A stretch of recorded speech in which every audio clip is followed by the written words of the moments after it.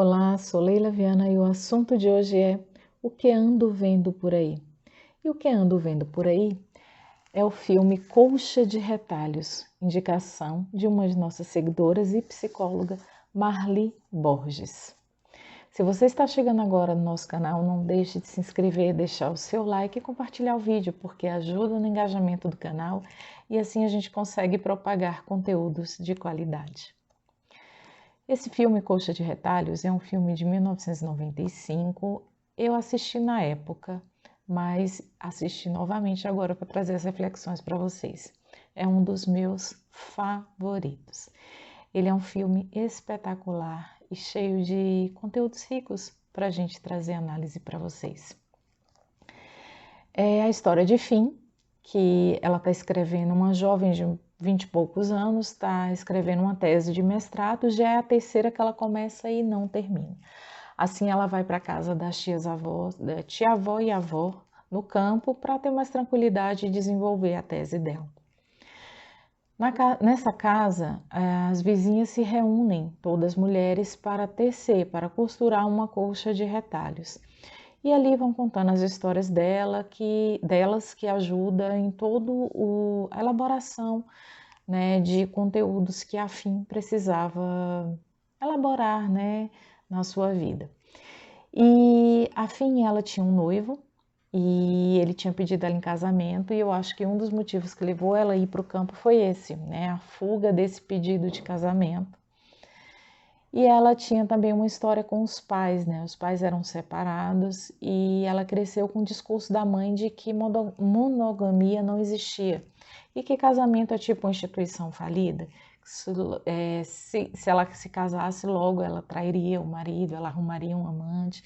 E assim ela cresceu nesse discurso, né, de desconstrução de uma relação amorosa. E por causa disso, muitas dúvidas, muitos nós emocionais, muitos conflitos na sua cabeça por conta dessas inscrições da mãe. É muito importante as inscrições que a gente recebe quando criança, principalmente dos nossos pais. Tem um momento em que a Fim está conversando com a mãe dela e a mãe fala assim: olha, eu e seu pai vamos reatar. A gente descobriu que ainda se ama. Ela ficou muito revoltada. E a mãe, por que você está assim? Ela falou assim: não, se você me desse essa notícia 20 anos atrás, eu ia adorar, poderia ser a melhor notícia da minha vida. Mas agora, como assim? Depois que você desconstruiu toda uma tese sobre amor, sobre relação amorosa na minha mente, no meu psiquismo, agora você vai trazer para mim uma história de que vocês nunca deixaram de se amar, depois que deram todos os nós na minha cabeça. E a mãe, eu falei isso, ela falou durante muito tempo. A mãe falou assim: ah, então você vai me amarrar agora e passar uns slides dos meus erros. Eu achei tão interessante isso, porque acho que é essa sensação que os filhos gostariam de fazer, ou que os pais temem que os filhos façam, né? Mas na verdade não foram erros nem acertos, foi o que eles deram conta, foi o que eles deram conta de proporcionar. A mãe, ela tinha essa crença, ela acreditava nisso, que casamento não era uma coisa falida, né? Não dava certo, as pessoas sempre iam procurar outras para se relacionar. Era a realidade dela na época e ela passava isso para a filha, infelizmente. Tem um filme que chama Mãos Talentosas, que temos exemplo de inscrições positivas. Tem uma super mãe nesse filme, eu vou deixar nos cards, porque a gente já tem um vídeo gravado sobre esse filme Mãos Talentosas. E aí a Fem ficou muito revoltada assim, com essa história dos pais reatarem, né, por causa de tudo que ela viveu, né, dentro desses 20 anos, eu acho que os pais passaram separados. E aí tinha esse problema do casamento, tinha um problema da tese dela, né, que eu acho que estava atrelado a essa coisa dos pais não terem finalizado o casamento deles, né, porque é o que passaram para ela na época: a gente se ama, mas a gente continua se amando. Eles continuaram amigos, mas não finalizaram. Então ela tinha uma coisa de escrever a tese e não terminar, de escrever o assunto e não concluir. E assim ela já estava na terceira. E em uma cena do filme, ela diz que ela não confia em computador, então por isso que ela fazia a tese dela na máquina de datilografia. E aí deu uma ventania lá na casa da avó e levou várias folhas dela, se perderam por aí, saiu, né, por todo o pomar e a casa das vizinhas e todo esse processo. E aí a avó falou assim, ela falou assim, não, agora não tenho como recuperar tudo, agora eu vou ter que começar outra coisa. E a avó, como assim começar outra coisa? Você não acha mais fácil concluir essa que você começou? Ah, mas está tudo perdido, está tudo espalhado, olha só isso. E aí a avó falou assim, ah, entendi, você acha mais fácil recomeçar do que dar continuidade àquilo que você já está fazendo, né? E aí ela fez com que ela refletisse um pouco sobre isso, porque era um movimento repetitivo, né? E assim, o ser humano é assim, ele tem esse processo de repetição. Ele repete, repete até aprender, até conseguir elaborar e quebrar e conseguir fazer alguma coisa diferente daquilo. E aí ela saiu catando os papéis, né? As vizinhas trouxeram para ela também. Essas vizinhas são muito legais, assim. Eu não vou conseguir analisar todas, senão o vídeo vai ficar muito grande, mas se vocês quiserem um vídeo 2 com o restante dos personagens que eu não trouxe nesse aqui, a gente pode fazer, deixa nos comentários que eu faço um segundo vídeo. Mas, fim, ela encontrava com essas mulheres encontravam-se na casa da avó para poder costurar a coxa de retalhos que elas estavam preparando para dar ela de presente de casamento. E cada uma daquelas mulheres fazia um quadrado da coxa, ou uma parte da coxa, vários quadrados, né? E aí Ana é um personagem lindíssimo que ela ensina como faz a coxa, né? A coxa é uma tradição de família para ela foi passando de pessoa para pessoa esses ensinamentos de tecer a coxa. E essa coxa é com histórias e cada um coloca ali um pedaço da sua história. Então, assim, é como ela fala assim, são universos diferentes e em que tem uma certa harmonia quando a gente costura um com o outro. E assim é o casamento, assim são as relações, né? O casamento são dois universos diferentes, são duas pessoas muito diferentes ali dentro daquele ambiente, convivendo junto e construindo a sua história juntos, porque vieram de histórias independentes. Assim, a singularidade do ser também. As pessoas são diferentes, não existem réplicas, não tem como replicar. Mas quando a gente junta, quando a gente costura, existe beleza nesse diferente, existe beleza nessa harmonia, como na colcha de retalhos. E aí aquelas mulheres, cada uma conta a história delas, e fim no meio daquele processo, escutando a história de todas para inclusive dar continuidade à sua tese. O nome da coxa, se eu não me engano, é Onde Reside o Amor, e a tese dela também, se eu não me engano, tinha alguma coisa a ver com isso, era sobre questões amorosas, e aí todas aquelas mulheres trazendo a história delas ajudava, fim, na elaboração desse processo dela, né? Então, cada um tinha suas próprias histórias, cada um ensinava alguma coisa com as suas próprias histórias, e ali ela ia aprendendo sobre relações, sobre se relacionar, ela tinha uma visão diferente sobre diversos tipos de amor que não foi a história dos seus pais, né? Que existem coisas diferentes da história dos pais.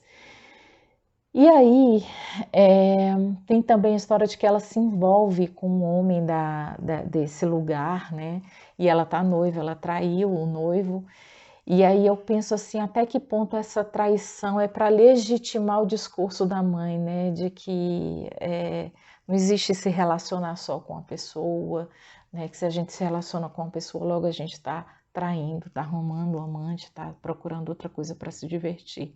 Então talvez o envolvimento com esse homem foi para legitimar essa fala da mãe, essa inscrição da mãe. Então é isso. Essa é a história de Finn. E tem diversas histórias lá no filme, né? Das vizinhas que se unem para fazer a colcha, e uma delas é da avó e da tia-avó, que acho que é a minha história preferida no meio desse filme, né? De todas elas contadas. Elas são irmãs, a avó e tia-avó da Finn, Glade, parece, e Rai, se eu não me engano. E aí, Rai, ela se envolve com o marido de Glade. Tá? Ela trai a irmã e o marido, porque o marido dela tá em estado terminal no hospital, mas ainda está vivo. E aí ela se envolve com o marido da irmã. A irmã acaba percebendo, acaba descobrindo, e ela fica muito furiosa, assim, ela não consegue esse perdão. Então ela quebrava a casa toda vez que ela lembrava dessa história e era cometida por um ataque de fúria. Então ela saía quebrando tudo, ela saía devastando tudo assim na casa, e aí ela fez uma parede. Eu não sei o que ela botou nessa parede, uma massa, um cimento, não sei, alguma coisa, acho que era uma massa.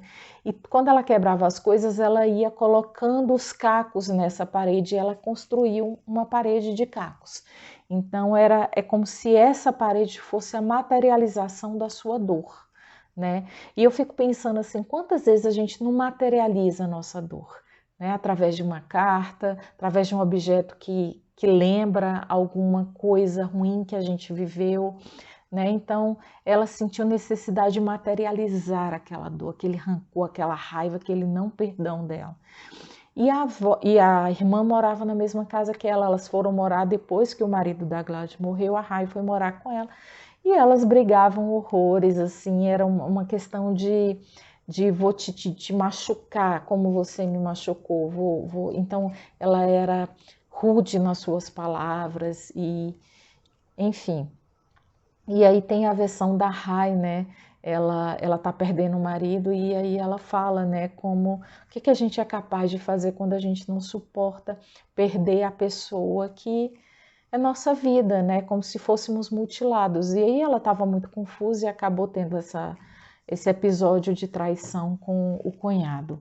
Ela vem com a justificativa dos motivos dela que a Glade nunca aceitou.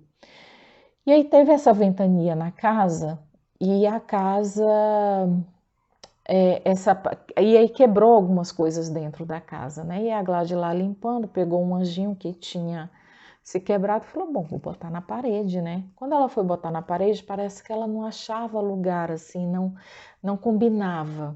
Então ela teve o ímpeto de destruir a parede, era o momento de destruir a parede, era o momento de destruir a dor, era o momento de elaborar e acabar com aquela materialização, aquela coisa visível, assim, era a hora de se libertar da dor, de deixar a dor ir. E para mim foi muito simbólico essa parte do filme, eu achei lindíssima, né? E aí a Rai viu ela destruindo a parede e foi ver aquilo assim, tipo, fui libertada, assim, fui libertada desse não perdão, fui libertada dessa dor que eu aprisionei ela a vida inteira e acabei me aprisionando, né?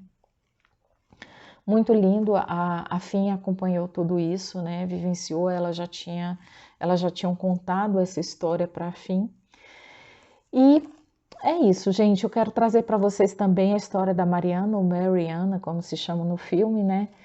Não é bem uma história assim dela, é uma coisa bem curtinha. Ela vivia entre um amor e outro, e nunca ficava de verdade com alguém, se envolvia de verdade com alguém. Quando ela disse que achou a alma gêmea dela, a alma gêmea era um homem casado.